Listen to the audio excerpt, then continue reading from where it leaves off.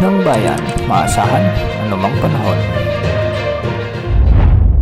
Magandang araw po sa ating lahat. Narito ang update sa lagay ng panahon ngayong araw ng Biyernes, June 21, 2024. Habagat o southwest monsoon pa rin ang patuloy na makakapekto sa western sections ng Southern Luzon, Visayas at Mindanao, kaya asahan ng mga kalat-kalat na pag-ulan ngayong araw. Dahil nga sa pag-iral ng southwest monsoon, asahan ang mga pag-ulan sa bahagi ng Mimaropa, Bicol Region, Quezon Province, malaking bahagi ng Visayas at halos buong Mindanao.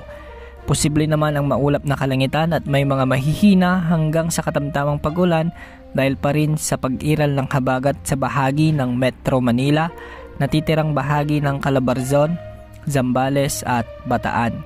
Posible pang magpatuloy ang mga pag-ulan sa malalaking bahagi ng bansa dulot ng umiiral na habagat hanggang sa mga susunod na araw. Dahil naman sa localized thunderstorms, maraming lugar din ang posibleng makaranas ng mga mahihina hanggang sa minsan ay malalakas na pag-ulan, lalo na sa bahagi ng Ilocos Region, ilang bahagi ng Cordillera Administrative Region, lalo na sa mga lalawigan ng Benguet at Mountain Province, sa may Central Luzon, lalo na sa Nueva Ecija, Pampanga, Bulacan at Zambales, kasama ang ilang bahagi ng Southern Luzon, sa may Camarines Provinces, Catanduanes, Sorsogon at Albay. Sa Visayas, asahan naman ang mga malalakas na pag-ulan sa Guimaras, Aklan, Antique, Cebu, Negros Island at Bohol, lalo na pagsapit ng hapon at gabi.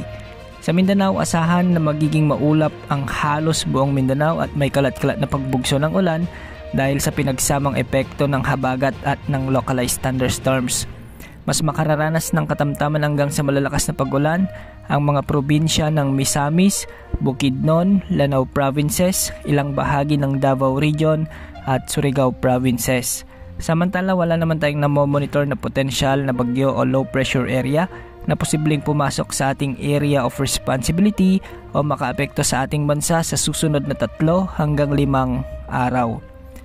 Sa ngayon, pinapayon pa rin ang ating mga kababayan na maging alerto at handa sa banta ng mga pagbaha, lalo na yung mga nakatira sa mabababang lugar, at ang landslides, lalo na yung mga nakatira sa mga bulubunduking bahagi ng ating kapuluan.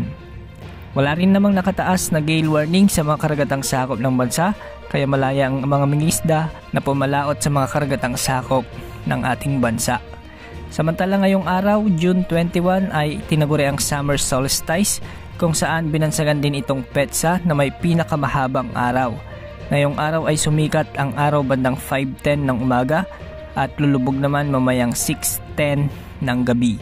Tatagal ng halos 13 hours ang mararanasang haba ng araw ngayong June 21. Yan ang update sa lagay ng panahon. Ito po ang weather update ng bayan. Maaasahan anumang panahon.